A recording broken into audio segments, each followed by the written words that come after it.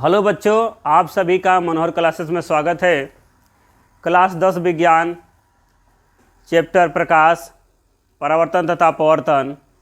इस चैप्टर में हम लोग बहुत ही महत्वपूर्ण टॉपिक की चर्चा करेंगे, जिसे लगभग 100% परीक्षा में पूछा ही जाता है। एक ना एक प्रश्न आपको जरूर दिखेगा कि अवतल दर्पण के सामने जो वस्तु को कहाँ रखेंगे तो प्रतिबिंब कहाँ बनेगा। तो आइए इसको हम लोग समझते हैं।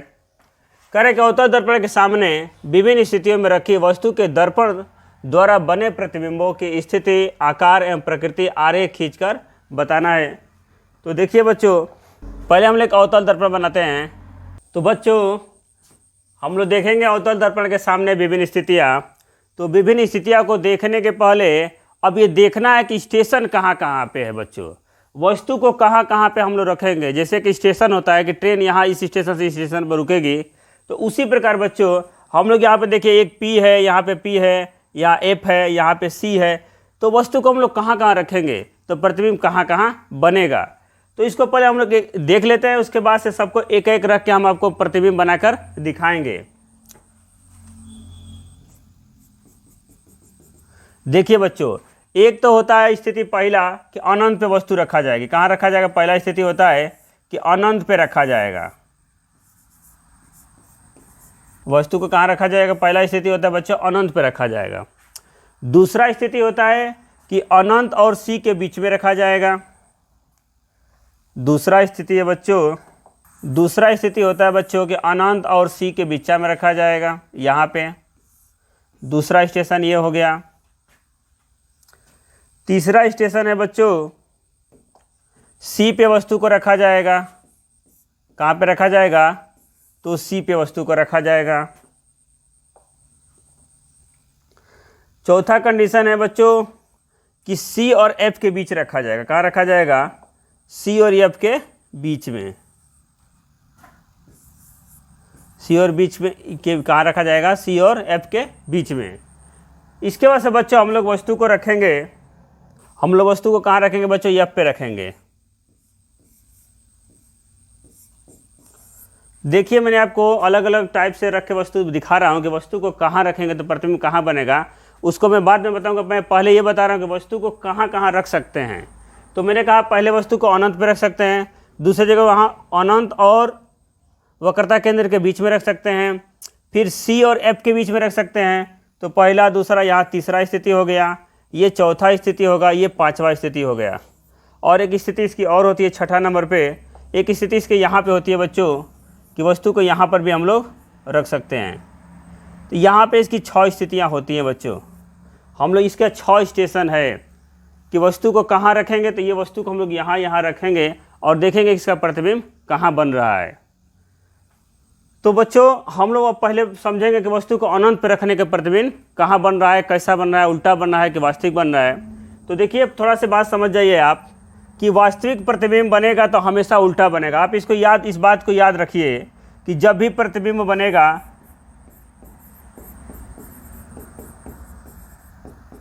प्रतिबिंब बोले तो बच्चों इमेज, जो आप मोबाइल में इमेज देखते हैं वही ये प्रतिबिंब है। हिंदी में, इंग्लिश में इसको इमेज बोला जाता है और हिंदी में प्रतिबिंब। तो जब भी प्रतिबिंब वास्तविक बनेगा, तो बच्चों वो उल्टा बनेगा।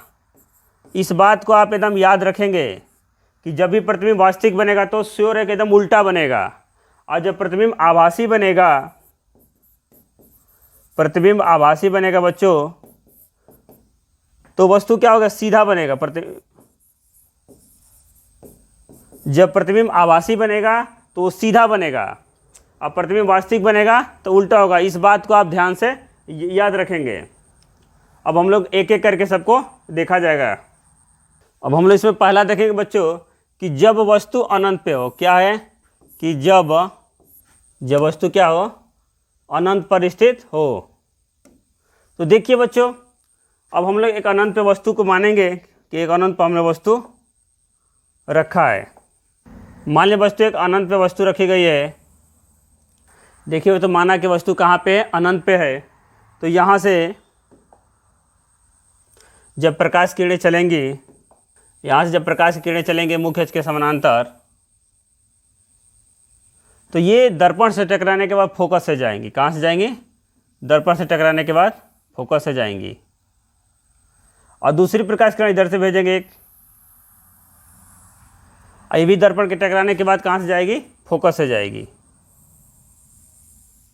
तो देखिए बच्चे, जब मुख्य अक्ष के समानांतर गई प्रकाश तो दर्पण के टकराने के बाद ये कहाँ से गई है? फोकस से गई है।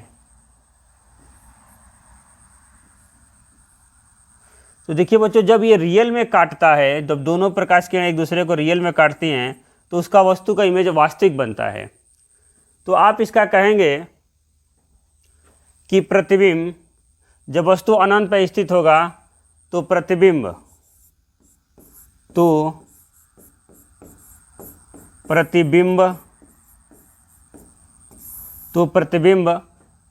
यफ यानी कि फोकस पर बनेगा, फोकस पर बनेगा। जब वस्तु बच्चों अनंत पर रहेगी तो प्रतिबिंब कहाँ बनेगा? फोकस पे बनेगा। कैसा बनेगा? तो बताएंगे कि उल्टा बनेगा, उल्टा बनेगा, उल्टा बनेगा, वास्तविक बनेगा, उल्टा वास्तविक, और बिंदु नुमा बनेगा, बिंदु नुमा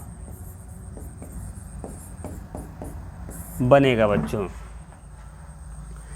ये बहुत आसान है, बहुत इंपॉर्टेंट भी है, कई बार परीक्षा में पूछा गया है। ये तो प्रश्न बच्चों रेलवे की भी परीक्षा में पूछा गया है कि जब वस्तु को अवतल दर्पण के सामने अनंत पर रखेंगे तो उसका प्रतिबिंब कहाँ बनेगा। तो ये आप याद रखिएगा कि जब वस्तु को अनंत पर रखते हैं तो उसका प्रतिबिंब फोकस पे बनता है बच्चों। अब मैं इसकी दूसरी कंडीशन आपको बताऊंगा कि जब वस्तु को अनंत और सी के बीच में रखेंगे तो प्रतिबिंब कहाँ बनेगा।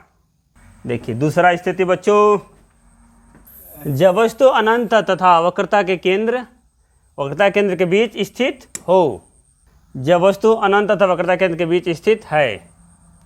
देखिए बच्चों, ये दूसरा स्थिति होता है,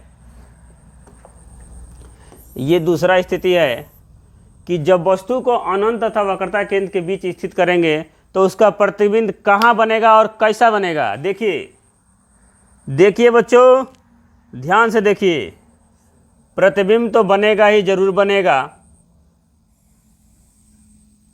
ये देखिए एक वस्तु रखे हैं हम लोग, और ये वस्तु रखी गई है अनंत और वक्रता केंद्र के बीच। वस्तु को कहाँ रखें हम लोग? अनंत और वक्रता केंद्र के बीच रखा गया है। तो आपको तीन बातें मुख्य रूप से याद रखना है कि जब मुख्य अक्ष के समानांतर जाएगी तो दर्पण से टकराने के बाद फोकस से जाती है। दूसरा बात याद रखना है कि जब वक्रता केंद्र से जाएगी तो वक्रता केंद्र से वापस आ जाएगी। और तीसरा होता है कि यदि मुख्य फोकस से जाएगी तो मुख्य अक्ष के समांतर हो जाएगी। इस तीन बात को याद रख लीजिए, पूरा इसको सीख जाएंगे चुटकियों में। देखिए बच्चों, यहाँ पे वस्तु रखे हैं हम लोग, अब यहाँ से हम लोग को क्या करना है? प्रतिबिंब को भेजना है, किसकी किरण को भेजना है। जब ये मुख्य अक्ष से किरण जाएगी बच्चों, तो इस पर टकराने के बाद यह फोकस से जाएगी। कहाँ से जाएगी? फोकस से जाएगी बच्चों। दूसरा कंडीशन है कि बच्चों जब फोकस से किरण जाएगी, फोकस से, तो दर्पण से टकराने के बाद यह मुख्य अक्ष के समांतर हो जाएगी। क्या होगी बच्चों? मुख्य अक्ष के समांतर हो जाएगी। ये बच्चों मुख्य अक्ष के समांतर हो जाएगी। देखिए बच्चों, ये मुख्य अक्ष के समांतर किरण का ही है, तो दर्पण से टकराने के बाद फोकस से जाएगी। आज जब वस्तु फोकस से जाएगी तो दर्पण से टकराने के मुख्य अक्ष के समांतर हो जाएगी। तो देखिए ये यहाँ पे काटा है, और देखिए जो नुकीला वाला है ना, नुकीला वाला देख रहे हैं ना, नुकीला वाला, ये नुकीला वाला इसे गया है, घूमते घूमते घूमते इसे रह गया, यानी नुकीला वाला नीचे चला गया। प्यारे बच्चों, कहाँ गया है? नुकीला वाला नीचे चला गया है। तो देखिए ध्यान से बच्चों कि ये वस्तु कितनी थी बड़ी दिख रही है यहाँ पे, और इसका इमेज छोटा दिख रहा है, और उल्टा भी दिख रहा है, और ये भी दिख रहा है कि सी और एफ के बीच में बन रहा है। तो आप नहीं बता सकते हैं कि प्रतिबिंब कैसा बनेगा। तो आप इसके लिए लिख लीजिए बच्चों कि प्रतिबिंब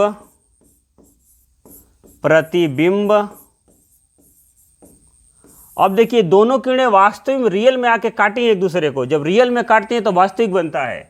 तो प्रतिबिंब बनेगा उल्टा कामा वास्तविक, वास्तविक, प्रतिबिंब उल्टा बनेगा, वास्तविक बनेगा, उल्टा वास्तविक, छोटा, वस्तु से छोटा, वस्तु से छोटा, तथा C तथा F के बीच बनेगा, C तथा F के बीच बनेगा। देखिए बच्चों प्यार से देखिए समझिए, प्रतिबिंब उल्टा बनेगा, वास्तविक बनेगा, वस्तु से छोटा तथा C तथा F के बीच बनेगा। देखिए बच्चों एक बात समझिएगा, जब वस्तु अनंत पे थी तो वस्तु कहाँ पे बना था? फोकस पे बना था। अब देखिए मान लीजिए कि एक प्रेमी है और एक क्या है? प्रेमिका है। तो ये दोनों मिलना चाहते हैं। तो ये प्रेमी कह रहा है कि चलो कुछ तुम चलो कुछ हम चले, दूरियां कम हो जाएगी। तो देखिए ये अनंत से कुछ कदम चला है तो ये C के पास पहुंचा, ये भी कहाँ? यप से थोड़ा सा घुसक के इधर आया है। अब देखिए अगले बार में क्या होगा, जब वस्तु को हम लोग C पे रखेंगे तो प्रतिबिंब कहाँ और कैसा बनेगा, बस कुछ सेकंडों के बाद आपको समझ में आ जाएगा।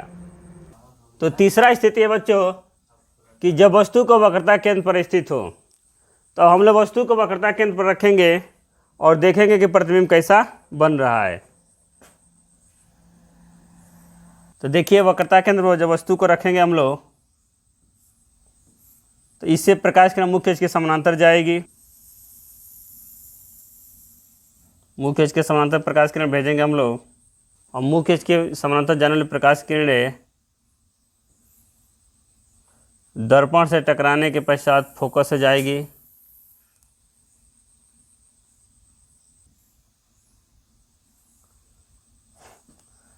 और दूसरी प्रकाश किरण बच्चों फोकस से जाएगी। अब फोकस से जाने वाले प्रकाश की किरण मुख्य अक्ष के समांतर हो जाती है बच्चों। इस प्रकार हम लोग देख रहे हैं कि ये दोनों रेखाएं वक्रता केंद्र पे ही काट रही हैं। तो इसका नामकरण कर लेते हैं बच्चों।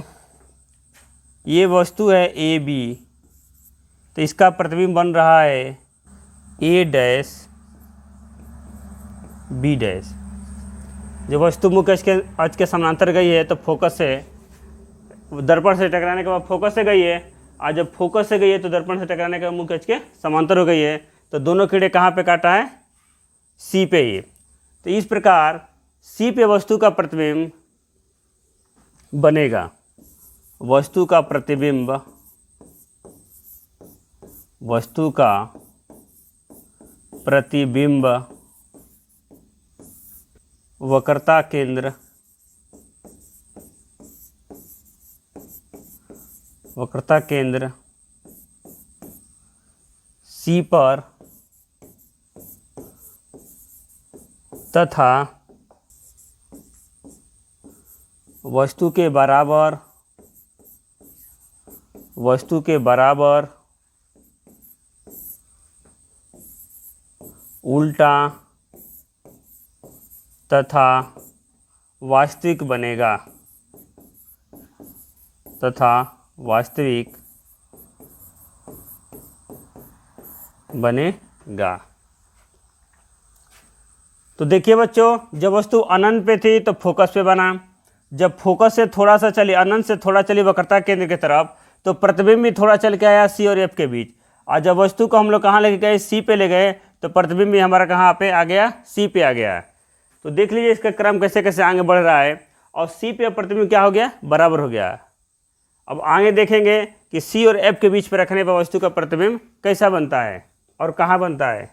अब देखेंगे बच्चों, चौथा स्थिति है कि जब वस्तु को वक्रता केंद्र तथा फोकस के बीच स्थित हो। तो देखिए वक्रता केंद्र ये सी है और फोकस क्या है? एफ है। इसके बीच में वस्तु को हम लोग रखेंगे तो इसका प्रतिबिंब कहाँ बनेगा, इसको हम लोग देखेंगे बच्चों। ये वक्रता केंद्र और फोकस के बीच में वस्तु को रखेंगे तो पहली किरण को हम लोग मुख्य अक्ष के समांतर भेजते हैं, पहली किरण को मुख्य अक्ष के समांतर भेजा जाता है बच्चों। और मुख्य अक्ष के समानांतर जाने वाले प्रकाश किरण फोकस से जाएगी, और दूसरी प्रकाश किरण बच्चों फोकस से जाएगी, दूसरी प्रकाश किरण को हम लोग फोकस से भेजेंगे। अब फोकस से जाएगी जो प्रकाश किरण, तो ये मुख्य अक्ष के समांतर जाएगी बच्चों, ये मुख्य अक्ष के समांतर जाएगी, ये मुख्य अक्ष के समांतर जाएगी बच्चों। तो ये जब दोनों किरणें आएंगी या सी के बाद काटेंगी, यानी कि सी और अनंत के बीच में काटेंगी, तो इसका प्रतिबिंब सी के परे बनेगा,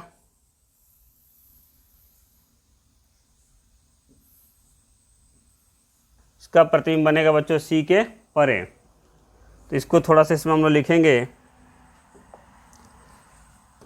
अब देखिए बच्चों, अब प्रतिबिंब क्रमशः बढ़ेगा। जब सी पे वस्तु को रखे थे हम लोग तो प्रतिबिंब बराबर बना था, लेकिन अब वस्तु को हम लोग सी और एफ के बीच में रखे हैं। मान लीजिए वस्तु के बच्चों, वस्तु का नाम है ए बी। अब देखिए ए वाली जो किरण है यहाँ से टकरा के नीचे आ गई है,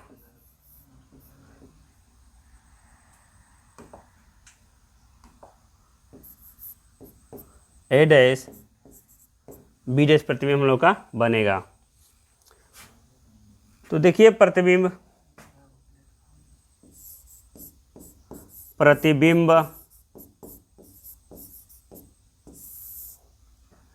सी और अनंत के बीच, प्रतिबिंब सी और अनंत के बीच उल्टा वास्तविक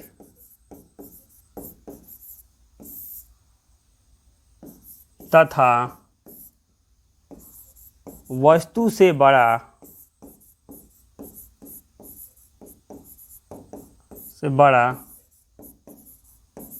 बनेगा। प्रतिबिंब सी और अनंत के बीच उल्टा वास्तविक तथा वस्तु से बड़ा बनेगा। तो बच्चों हम लोग ने 4 स्थितियों को देखा। अब हम लोग 5वीं स्थिति को देखेंगे बच्चों। अब देखिए बच्चों, 5वीं स्थिति है कि जब वस्तु को फोकस पर रखा जाए। तो अब देखना है बच्चों कि जब वस्तु को फोकस पर रखा जाएगा तो उसका प्रतिबिंब कहाँ बनेगा और कैसा बनेगा। ध्यान से समझिए, कैसे समझना है, ध्यान से। तो वस्तु को हम लोग रखेंगे बच्चों फोकस पे। तो ये देखिए हमने वस्तु को रखा फोकस पे। देखना है कि वस्तु को फोकस पे रखने का प्रतिबिंब कहाँ बनता है। तो पहली किरण को हम लोग भेजेंगे मुख्य अक्ष के समांतर, मुख्य अक्ष के समांतर रखेंगे हम लोग, भेजेंगे मुख्य अक्ष के समांतर जाएगी बच्चों प्रकाश की किरण। अब मुख्य अक्ष के समांतर जाने वाली प्रकाश की किरण दर्पण से टकराने के बाद फोकस से जाती है। कहाँ से जाती है बच्चों? फोकस से जाती है। तो इसको हम लोगों ने भेज दिया फोकस से। कहाँ से जाएगी बच्चों? फोकस से जाएगी। और दूसरे प्रकाश किरण के बच्चों हम लोग वक्रता केंद्र से भेजेंगे। कहाँ से भेजेंगे बच्चों? वक्रता केंद्र से भेजेंगे।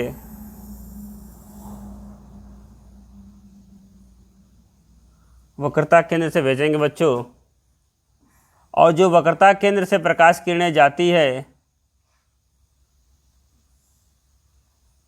उसी मार्ग पर वापस पुनः लौट जाती है, उसी मार्ग पर पुनः वापस लौट जाती है।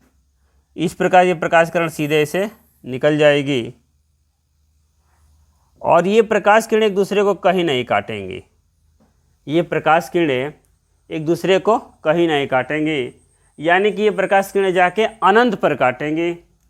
तो इस प्रकार वस्तु का प्रतिबिंब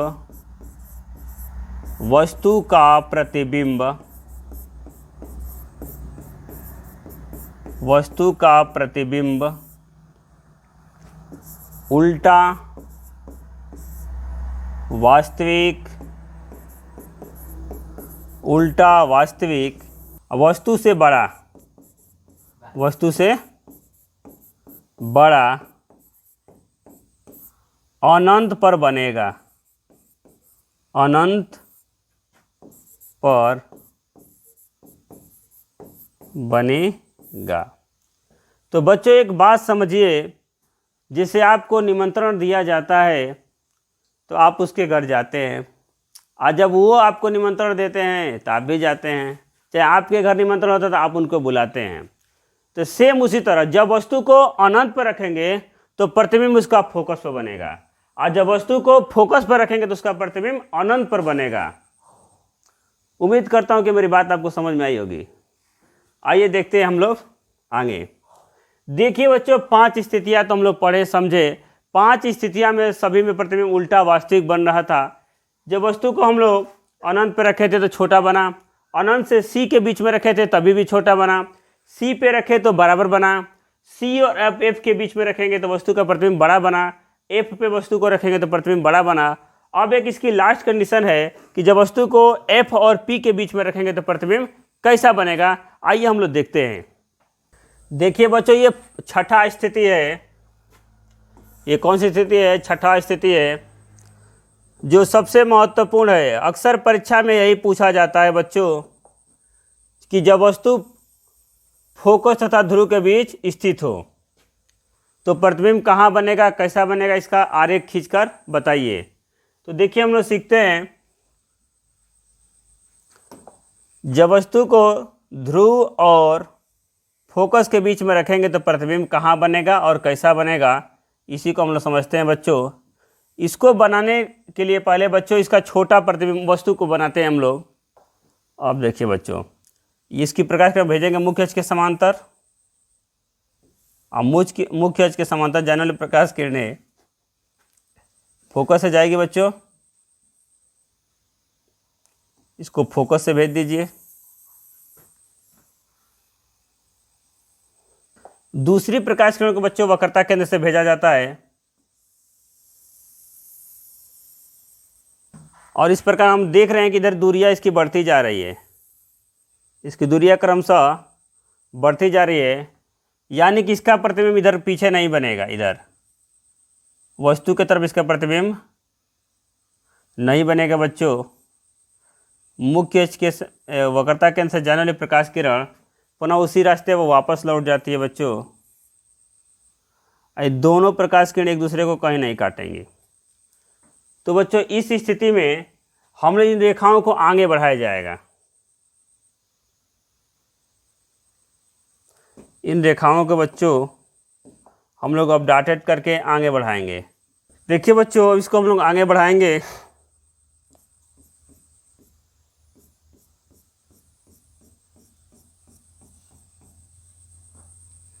इस प्रकार बच्चों इन किरणों को पीछे की तरफ आगे बढ़ाएंगे डॉटेड करके, और जहाँ काटेंगे वहीं वस्तु का प्रतिबिंब बनेगा।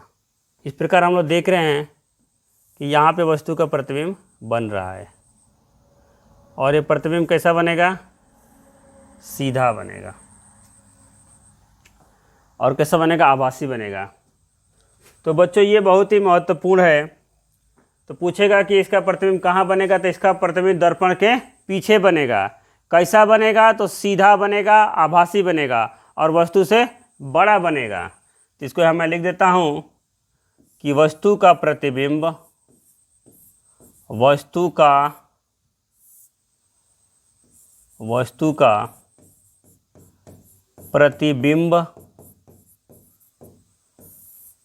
का प्रतिबिंब दर्पण के पीछे सीधा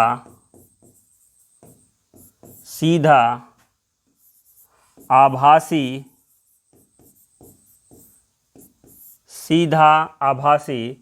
तथा वस्तु से बड़ा बनेगा, तथा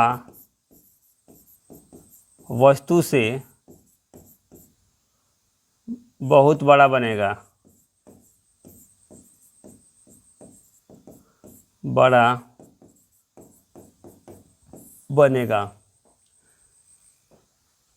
तो बच्चों मैं उम्मीद करता हूँ कि आपको ये 6 स्थितियाँ अवतल दर्पण से बनने वाली समझ में आई होगी।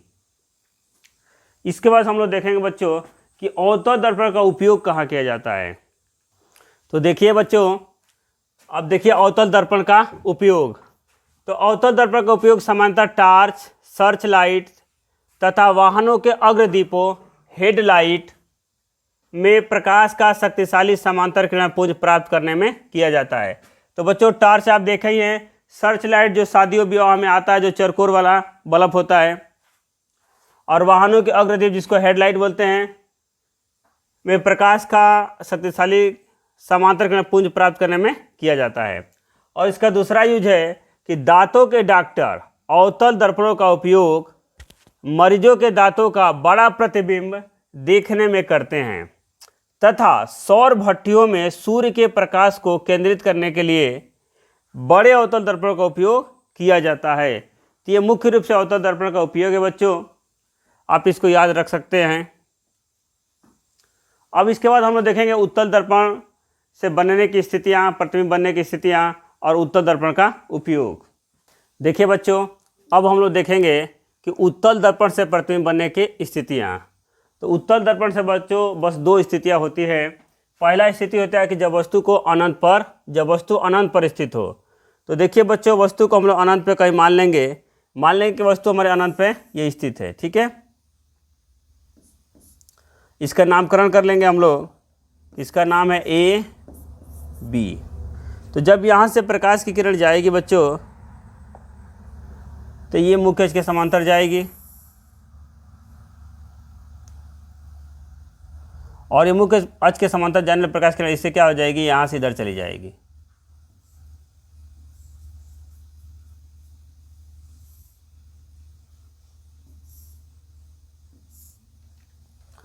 और इधर से प्रकाश किरण भी भेजेंगे हम लोग।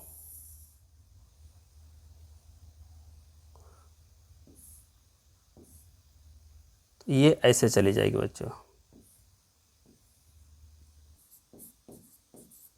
ये हमने माना कि अनंत पे कोई वस्तु ए बी है। इसके बाद बच्चों इसको हम लोग डाटेड करके अंदर की तरफ बढ़ाएंगे। इसके बाद बच्चों देखिए, ये प्रकाश किरण यहाँ पालिश हुई है तो इसके अंदर नहीं जाएगी। तो इसको हम लोग प्रतीत होती है माना जाता है कि वस्तु कैसे जाएगी, प्रतीत हुई प्रकाश किरण जाएगी। तो इसको प्रतीत करते हुए बना दीजिए यहाँ से, ये प्रतीत हुई प्रकाश किरण जाएगी बच्चों। ये प्रकाश किरण प्रतीत करते हुए जाएगी और ये फोकस पे इसका प्रतिबिंब बनेगा। तो देखिए बच्चों, इसका प्रतिबिंब कैसा बनेगा, वस्तु का प्रतिबिंब फोकस पर बनेगा, फोकस पर बिंदु नुमा सीधा आभासी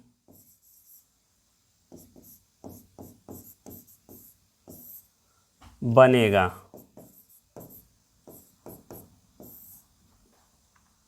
वस्तु का प्रतिबिंब फोकस पर बिंदुनुमा सीधा आभासी बनेगा। और इसका जो फोकस होता है बच्चा दर्पण के पीछे होता है, जिधर वस्तु रखी रहती है उधर इसका फोकस नहीं होता है, इस साइड होता है। तो वस्तु का प्रतिबिंब फोकस पर बिंदुनुमा सीधा आभासी बनेगा। अब बच्चों इसकी एक दूसरी स्थिति है, उसको भी हम लोग देखेंगे कि जब वस्तु को अनंत और इस दर्पण के बीच में कहीं भी रखेंगे तो उसका प्रतिबिंब कहाँ बनेगा। अब देखिए बच्चों, इसकी दूसरा स्थिति है कि जब वस्तु अनंत तथा दर्पण के ध्रुव के बीच स्थित हो। तो अनंत और दर्पण के ध्रुव के बीच कहीं भी वस्तु को रख सकते हैं बच्चों। यहाँ P होता है, देखिए छूट गया था, तो रखते हैं इसके बीच में वस्तु को।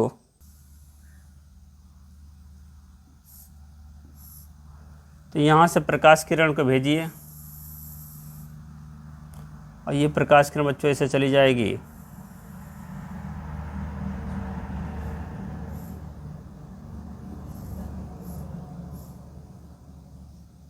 इसको हम लोग मिलाएंगे डॉट करके।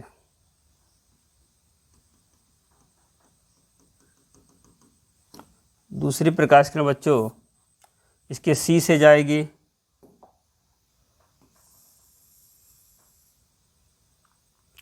जो C से प्रकाश किरण जाती है पुनः उसी रास्ते पर वापस आ जाती है।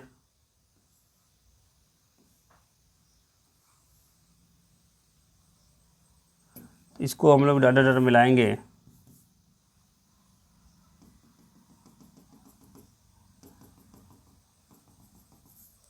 तो बच्चों ये दर्पण और दर्पण के ध्रुव और एफ के बीच में काटेंगे।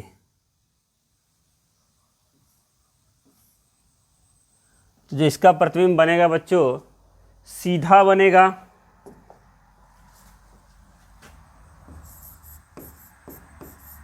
वस्तु का प्रतिबिंब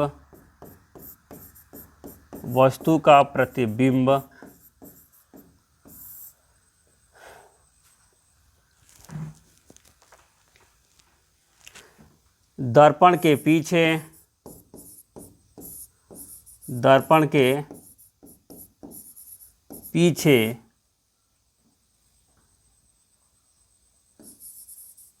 ध्रुव तथा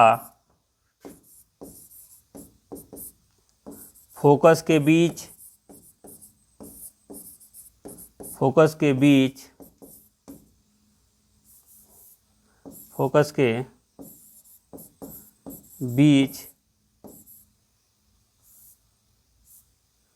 छोटा सीधा आभासी बनेगा। बच्चों तो वस्तु का प्रतिबिंब दर्पण के पीछे ध्रुव तथा फोकस के बीच छोटा सीधा तथा आभासी बनेगा। इसकी दो स्थितियां थी बच्चों, और यही कारण है बच्चों कि इसका वाहनों के पीछे का दृश्य देखने के लिए उत्तल दर्पण का उपयोग किया जाता है, क्योंकि इससे छोटा प्रतिबिंब और सीधा प्रतिबिंब दिखाई देता है। इसका बस देख लेते हैं बच्चों कि उत्तल दर्पण का उपयोग कहाँ किया जाता है। तो बच्चों अब हम लोग देखेंगे कि उत्तल दर्पण के उपयोग। तो उत्तल दर्पण का उपयोग बहुत ही महत्वपूर्ण ये टॉपिक है, कई बार परीक्षाओं में आया है, अलग अलग तरीके से पूछा गया है। 22 में भी आया है, 23 में भी आया है, 24 में आया है।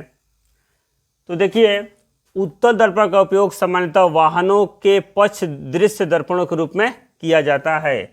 आप देखे होंगे गाड़ी के साइड में लगे होते हैं। तो कह रहा है ये दर्पण वाहनों के पार्श्व में लगे होते हैं तथा इनमें ड्राइवर अपने पीछे से आने वाले वाहनों को देख सकते हैं, जिससे वे सुरक्षित रूप से वाहन चला सकते हैं। इसका तीसरा है कि उत्तल दर्पण सदैव सीधा प्रतिबिंब बनाते हैं, यद्यपि यह छोटा होता है। उत्तल दर्पण का दृष्टि क्षेत्र भी बहुत अधिक होते हैं, क्योंकि यह बाहर की ओर वक्रित होते हैं। आप मोटरसाइकिल चलाएंगे बच्चों और देखेंगे कि पीछे से ट्रक आ रहा है, उतने बड़े ट्रक का प्रतिबिंब हम लोग छोटे से दर्पण में देख लेते हैं, जो मोटरसाइकिल के साइड में लगा रहता है बच्चों। तो यही इस बात को लिखा है कि उत्तल दर्पण का दृष्टि क्षेत्र बहुत अधिक होता है, क्योंकि ये बाहर की ओर वक्रित होते हैं। और समतल दर्पण की तुलना में उत्तल दर्पण ड्राइवर को अपने पीछे के बहुत बड़े क्षेत्र को देखने में समर्थ बनाते हैं। ये सब कारण है जिसकी वजह से हम लोग उत्तल दर्पण का यूज करते हैं। और ये हमेशा क्या बनेगा, सीधा प्रतिबिंब बनाता है। तो जिससे हम लोग पीछे से कोई भी वस्तु आएगी, चाहे गाड़ी आएगी, घोड़ा आएगा, कुछ भी आएगा पीछे से, उसका हम लोगों को सीधा प्रतिबिंब दिखाई देता है। तो इस प्रकार हम लोग आज उत्तल दर्पण से 2 स्थितियाँ कैसे बनी उसको सीखे, अवतल दर्पण से 6 स्थितियाँ बनी है उसको हम लोग देखें, और उत्तल दर्पण और अवतल दर्पण का उपयोग देखें। अब इसके बाद हम लोग और इस विषय के चैप्टर के बातें को अगले चैप्टर में देखेंगे। धन्यवाद।